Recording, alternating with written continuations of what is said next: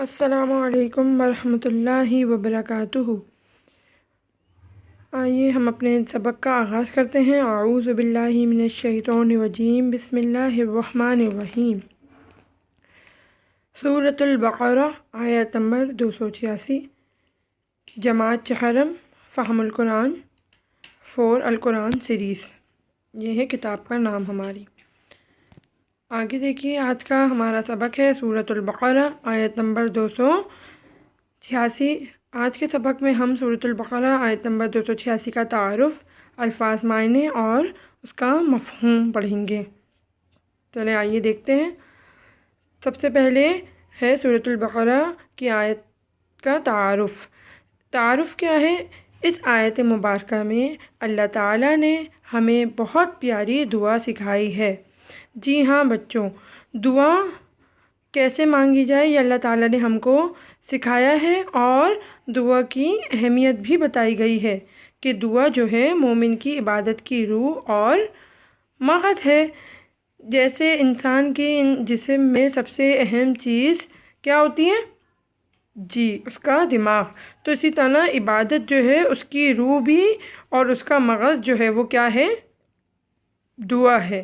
تو یہ ہو گئی دعا کی اہمیت۔ آگے دیکھیے۔ چلیے اب ہم آیت کی تلاوت کرتے ہیں اور اس کے لفظی معنی کے ساتھ ساتھ اس کا ترجمہ بھی دیکھیں گے۔ لفظی معنی یعنی جو اس کا معنی ہوتا ہے۔ چلیں آئیے ہم تلاوت کرتے ہیں۔ لا یکلف اللہ نفسا الا وسعها، لا نہیں، یکلف تکلیف دیتا، اللہ نفسا کسی کو، الا مگر، وسعها اس کی گنجائش۔ جی یہ ہو گیا لفظی ترجمہ۔ آگے دیکھیے اس کا ترجمہ۔ اللہ کسی کو تکلیف نہیں دیتا مگر اس کی گنجائش کے مطابق، یعنی اللہ تعالیٰ کسی بھی انسان پر آزمائشیں نہیں ڈالتا جس کو وہ برداشت نہیں کر سکتا ہو، یعنی اس پر اتنی ہی آزمائشیں آتی ہیں جس کو وہ برداشت کر سکتا ہو۔ جی آگے دیکھیے۔ لہا ما کسبت وعلیہا ما اکتسبت، لہا اس کے لیے اجر ہے۔ دیکھیے ہم نے پچھلے سبق میں حرف جر پڑھے تھے، یہاں پر لام دیکھیں حرف جر کا استعمال کیا گیا ہے، کے لیے، اس کے لیے اجر ہے، ما جو، کسبت اس نے کمایا، کسبہ کس کے لفظ کے لیے استعمال ہوتا ہے؟ کمانے کے لیے، وعلیہا اور اس پر، مکتسبت جو اس نے کمایا، یعنی یہاں اکتسبت لفظ استعمال آیا ہے برائی کے لیے۔ ٹھیک ہے۔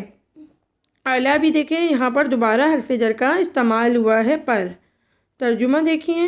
اس کے لیے اجر ہے جو اس نے کمایا، اور اس پر عذاب ہے جو اس نے کمایا، یعنی اگر انسان اچھے کام کرے گا تو اس کو اس کا صلہ ویسے ہی ملے گا، اور اگر برے کام کرے گا تو اس پر اس کو جو سزا اور عذاب ہے وہ ملے گا۔ اب دیکھیے اس صفحے پر آپ کو کچھ الفاظ نظر آ رہے ہوں گے جو کہ خط کشیدہ کیے گئے ہیں۔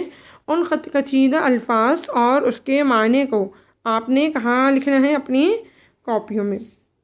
جی چلیں آگے دیکھیں اس کا آیت کا مفہوم کہ پیارے بچوں، یہ آیت اللہ تعالیٰ کا اپنے بندے سے کس چیز کو ظاہر کر رہی ہے؟ تعلق کو۔ اللہ تعالیٰ اتنے رحیم و کریم ہیں کہ جو کام انسان کی ہمت سے بڑھ کر ہیں ان کے متعلق آخرت کے دن انسان سے نہیں پوچھا جائے گا، یعنی اس چیز کی پوچھ انسان سے نہیں ہوگی۔ انسان خود اپنی صلاحیت کا تعین کرنے والا ہے، تعین کرنے والا نہیں ہے۔ اس کا فیصلہ کون کرتا ہے؟ صرف اللہ کرتا ہے، اس لیے کہ وہ ہر بات سے واقف ہے، وہ ہر انسان کو اس کی گنجائش کے مطابق آزماتا ہے۔ پیارے بچوں، اسی طرح انسان کو آخرت کے دن وہی اجر ملے گا جو اس نے خود اپنی نیکیوں سے کمایا ہوگا، یعنی جو اچھے اور نیک اعمال اس نے کیے ہوں گے تو اس کا اجر اس کو ضرور ملے گا، اور جو کوئی برا کام اس نے کیا ہوگا تو اس کی سزا بھی ملے گی۔ اللہ تعالیٰ سے دعا کرنا چاہیے کہ وہ نیک کام کرنے کی ہم کو توفیق دے اور برائی سے دور رکھے۔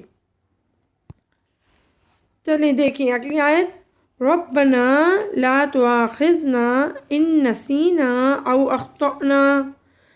ربنا اے ہمارے رب، لا تؤاخذنا، لا جیسے کہ ہم پہلے بھی پڑھا ہے اس لفظ کو، اس کے مطلب کیا ہوتے ہیں؟ نہیں، کہ تو ہمیں نہ پکڑ، ان اگر، نسینا ہم بھول جائیں، او یا، اخطأنا ہم چونکہ خطا کریں۔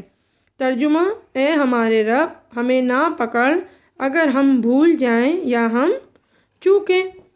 تو اس صفحے پہ بھی دیکھیں آپ کو خط کشیدہ الفاظ نظر آ رہے ہیں معنی کے ساتھ، تو یہ آپ نے اس کو اپنی کاپی میں اتارنے ہیں۔ آگے دیکھیے اس آیت کا مفہوم دیکھ لیجئے۔ بچوں یہاں اللہ تعالیٰ دعا کے اس حصے میں عاجزی سکھا رہے ہیں، صحیح ہے، جھکنا سکھا رہے ہیں کہ اللہ تعالیٰ کو چونکہ ہر چیز کا علم ہے، یہاں تک کہ وہ ہمارے دلوں کے راز تک جانتا ہے کہ جو ہمارے دل میں کیا ہے، راز ہے، ہم نے جو سوچا ہوا ہے، جس کام کا ارادہ کیا ہوا ہے، وہ سب اللہ تعالیٰ کے علم میں ہے گا۔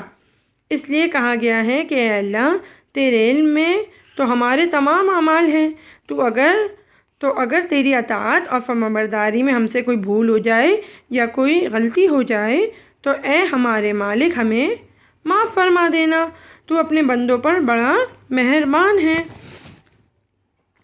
صحیح، یہ دعا مانگی گئی ہے کہ اللہ تعالیٰ ہماری کوتاہیوں کو معاف فرما دینا اور ہم پر رحم کرنا۔